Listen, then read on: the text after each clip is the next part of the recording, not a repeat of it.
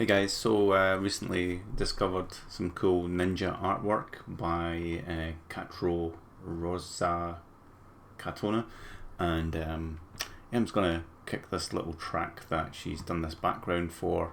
It's all animated and things, so it's really cool, I think, what she's done here. And yeah, check it out. Love the way it moves around. So I'm gonna use this just to really cool.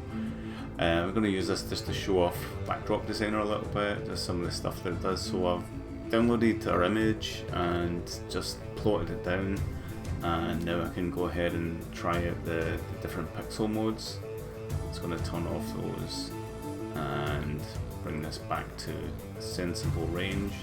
So you can see you can get instant Commodore style art. You can change some of these blend modes. I quite like this one just under the word blend there.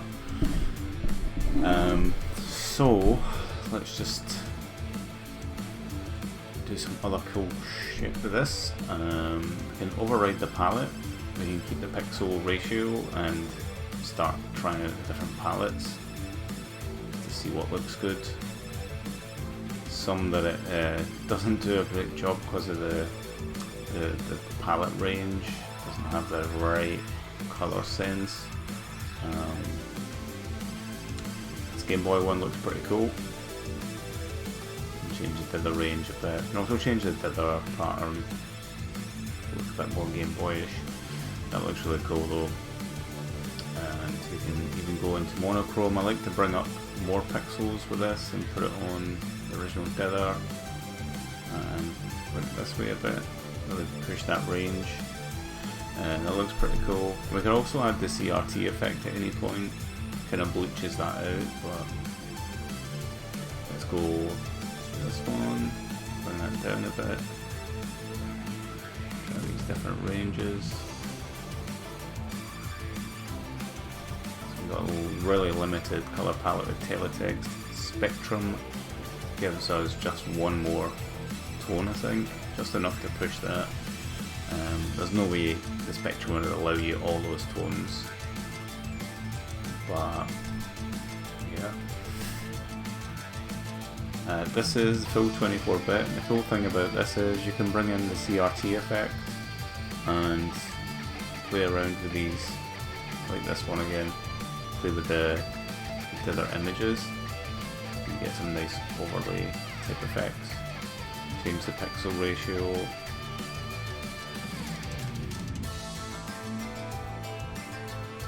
And it's just a nice way to add texture to an image. It's just an overlay effect, but it looks pretty nice, especially with the different pixel modes. And go to this palette now, let's change this one up. Let's go back to the checker mode, turn the CRT off.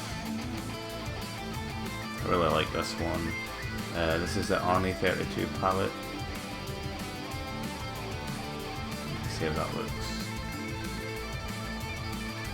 Try some different other images out. This is Commodore Plus 4. It's got quite a broad colour palette and it looks really awesome. And then these are just some really limited colour palettes. This is only 11 colours. They're very cool colours. Let's add the CRT effect to that. And then this is just red and blue. 7 colour palette, and this one's really nice. So again, it's just 7 colours. Why 7 colours and not 8? Well, keep one reserved for black or white, whatever you want to do, I guess. So you can really stylize stuff up this way. Put the CRT effect on, try these different blends out. Yeah, wow, you get a really kind of wavy effect there. It's just purely coincidence. It's because of this blend mode. It's finding more colours. If we turn that CRT effect off, I really like this Commodore pixel ratio, and you can also switch that way back to Commodore 1 there. You can see how it really struggles to get that range. But you can play with these and yeah, kind of have fun with that. So this is Backdrop Designer's cool little feature. So you basically switch that off with this pixel mode, and it turns the filtering off and things like that. You can turn filtering back on, but what it will give you is these rogue colours, and it's not so good, but it gives you a kind of stylized effect as well. If you wanted to use that for anything,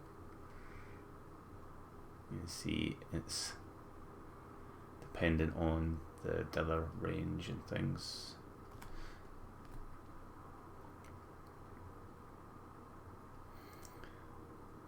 Yeah, it automatically turns itself off in this pixel mode. But yeah, loads of palettes now. We've got an even bigger bar because there's so many.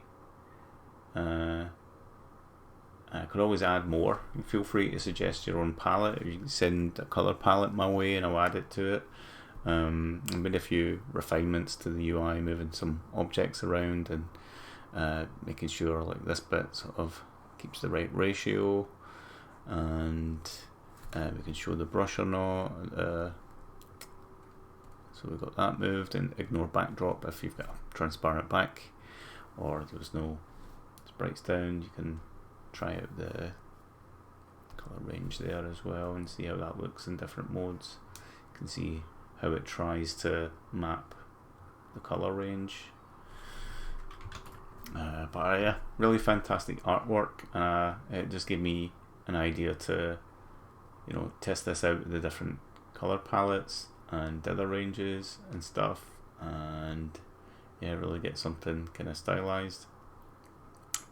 So I hope you enjoy using it for that kind of thing as well, and I'd love to see what you guys do with it, make with it. It's got loads of tools and loads of brushes in there that you can add in, and you can, you know, scale stuff down, sample some colours, you know, add your own sort of objects here and there, and yeah, it's super nice to use. You can even, you know, kind of paint if you want by holding down shift and kind of paint away at things. And yeah, it's got loads of potential to be used for different artwork in a non-painting sense, where you just plot down different images and use some of the randomization and flipping features there to get something quite different. Loads of random stuff that you can make use of. Ooh, he's hiding behind the trees. Thanks for watching this video, and I'll catch you in the next one. Bye.